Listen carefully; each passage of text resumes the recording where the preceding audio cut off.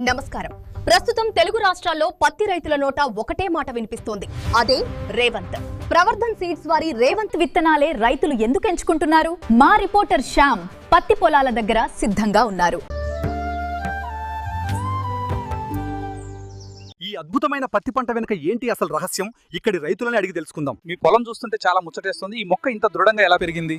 ఇది మా ప్రవర్ధన్ సీడ్స్ వారి రేవంత్ విత్తనం పుణ్యమే. దీని మొక్క చాలా బలంగా ఉంటుంది.